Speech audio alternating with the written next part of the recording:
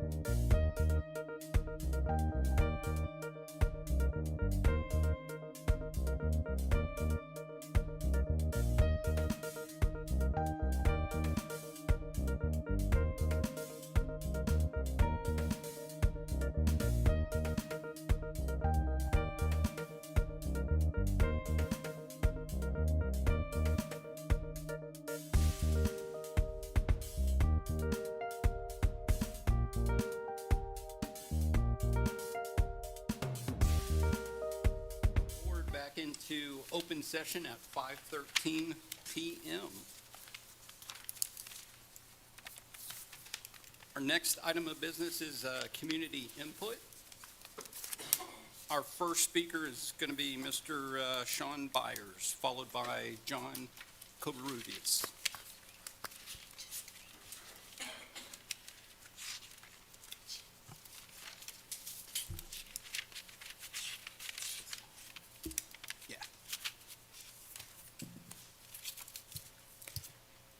I'm just waiting for the clock to start. Okay, thank you. And it's 1 minute. It's 1 minute. Yeah, well, it's a pleasure to be seated before you all tonight. I'm glad this motion is being brought up for reconsideration. As I'm sure you're aware, I filed a grievance last week in regards to this matter about a failure of a recusal. Actually, I'm here tonight to make the opposite point, actually. I think given how this is going, from what I'm hearing now, the district may have an opportunity to enter into this as their own party. Now, I'm not a lawyer, and I'd love to be corrected if I'm mistaken, but that opens the door for the vote tonight to be solely on whether the district funds their own legal deductible, or retainer rather. And if I'm mistaken, please correct me as well. So with that in mind, I would make the point that Trustee Chaka doesn't have a reason to recuse herself from that type of vote. So I hope y'all ponder that. I look forward to the action that you're going to take here shortly. With that being said, good luck tonight.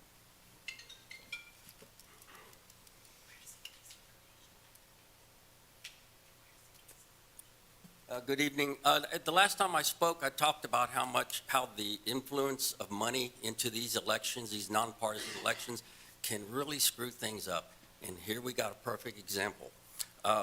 Mr. Bowen really needs to recuse himself from this issue completely. I mean, he's a lead candidate recruitment for Harris County Republican Party. He recruited Ms. Dawson. He supported Ms. Dawson. He raised money for Ms. Dawson. Harris County Republican Party spent a lot of money on her and him. This attorney that she found is previous general counsel for the Texas Republican Party. The appearance of a conflict of interest, especially in this case, is just a giant stink. In fact, it's worse. It's like you walk through a dog park and tracked it through your house. This is bad. It looks very, very bad for the entire board. So I really wish that you would look at that and ask him to recuse himself. Thank you. And I understand our third speaker. Okay. Next, the board will move on to action items on our closed session items. Do I have a motion for item A? Mr. President, I would like to move that we reconsider the resolution that we voted down last Monday. Thank you, Mr. Larson. Do I have a second? I'll second. Thank you, Mr. Bowen. I'll open it up for any discussion. Mr. President, I would also like to move that we amend that resolution and substitute in entirety the resolution that has been passed out to every member of the board. Thank you for that amendment.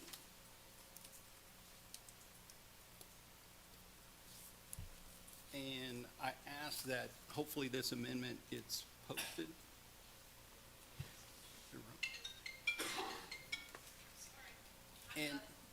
And, and I'll ask for a second to that amendment.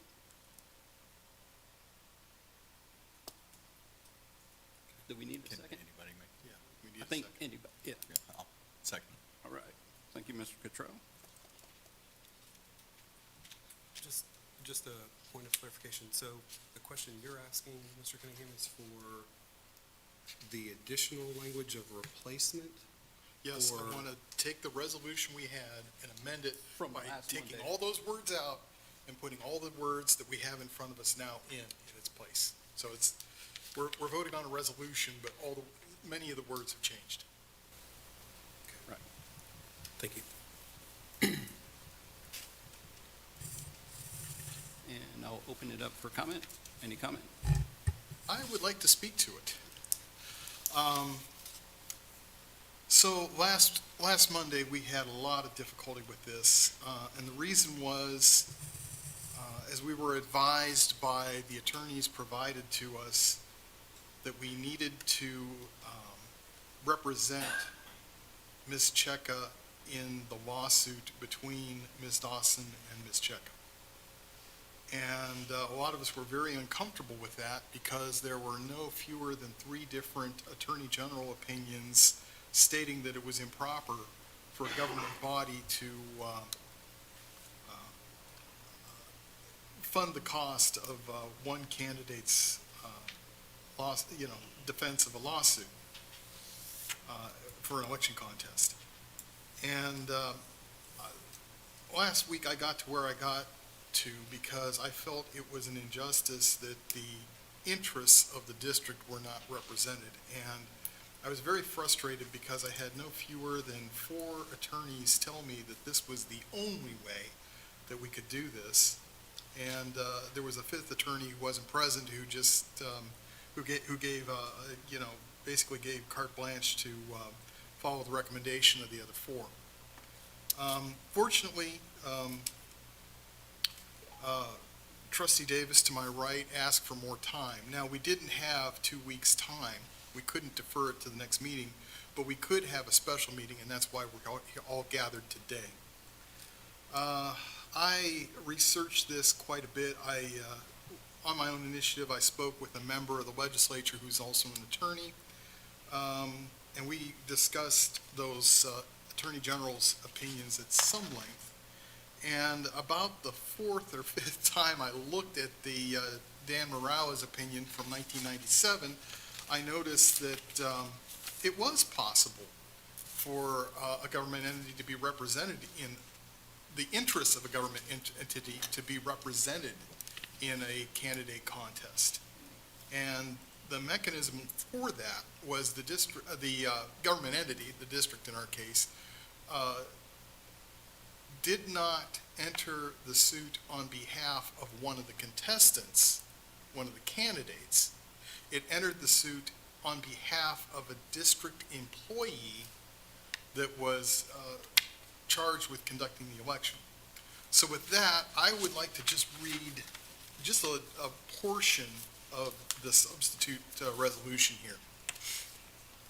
And I'll start 3 whereases from the bottom, say in the interest of time. And I think when I read through this, and I'll also read through the resolution part of it, and I think when I do that, everyone in the room should understand exactly where we're coming from, why we're doing this, and why this is correct, and what we were looking at doing a week ago is not the right mechanism for doing this. So let me start. Whereas, although the errors alleged by Ms. Dawson's pleadings are the ultimate responsibility of CCISD, and CCISD is a proper party and interest in the election contest, the election code provides no statutory framework for the district to be named as a defendant in the election contest.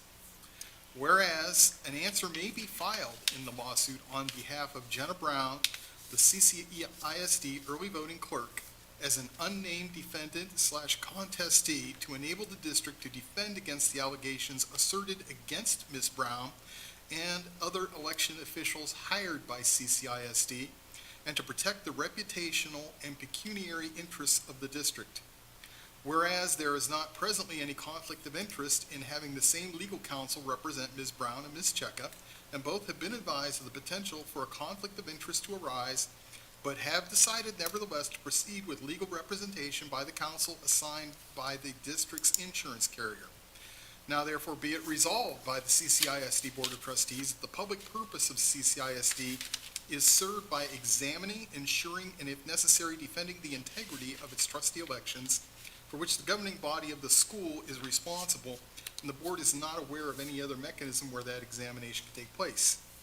Adequate controls are in place to ensure that any expenditure of funds by CCISD or on behalf of CCISD in defense of the election contest filed in this case in the form of insurance, policy terms and limitations, as well as in the form of the board administrative oversight to ensure the district's public purpose is served. The district's public service purpose will ultimately be served by judicial determination regarding the validity of its May 7, 2022 election, or by conducting a new election, the cost of which would be borne by the district. The district's public purpose will be served by the expenditure of district funds in defense of Ms. Brown, up to its $25,000 deductible, in addition to any amounts funded by the district's legal liability insurance carrier. The district's interest in the election contest is not that one candidate prevail over another, but is rather to ensure justice is served. I think with that, we've set this on the correct footing, the correct framework. We are defending Ms. Brown, who is a district employee. We're defending her conduct. And to the extent that her interest and the interest of Ms. Cheka are the same, Ms. Cheka is welcome to piggyback on that. Once should those interests diverge, then that'll be the end of any benefit that Ms. Cheka could derive from the district, even by osmosis, as it were. With that, I would move that we all adopt this substitute language. And thank you for the reading of that, Trustee Larson. I'll open it up for any other comment. Seeing no further comment, we'll start with the first motion first, and then we'll move on to the amended. So the motion to reconsider the approval of the resolution was what, Mr. Larson? Mr. President, we should vote on whether to adopt the amended language first, and then we should vote on whether or not to adopt the resolution as amended. Correct. Thank you, Mr. Larson. So we already have a motion by Mr. Larson for the amendment. We had a second by Mr. Cottrell. Seeing that there's no further comment, I'll call for a vote. All in favor of the amended recommendation to replace the previous resolution with this resolution, please raise your right hand. And that motion carries 6-0 with one abstaining. And then we'll move on to the original motion to reconsider the approval of the resolution that was made by Mr. Larson, seconded by Mr. Bowen. If there's no further comment, I'll call for a vote on that. Please raise your right hand. And that motion carries 6-0 with one abstaining. I wanted to thank everybody up here for, number one, putting their heads together. As they say, we don't always agree on everything, but we try to do, the correct thing. And I think in this instance, we recognize that, the interest of the district. And so I'm going to go on the record, Mr. Larson, by saying, thank you for, taking a closer look, looking at some of those resolutions and, helping us find that solution. So thank you. And next, we'll move on to item B, consider designation of a hearing officer for a level 4 public complaint. Do I have a motion? Mr. President, Mr. Cottrell? in accordance with Board Policy GF Local, I move that the Board of Trustees designate a hearing officer to hear the Level 4 public complaint and make a written recommendation for disposition to the Board. Thank you for that motion. Do I have a second? I'll second that. Thank you, Mr. Larson. I'll open it up for comment. See no comment, I will call for a vote. All in favor, please raise your right hand. And that motion carries unanimously with one abstain. And seeing no business before the board, I will adjourn us at 5:27.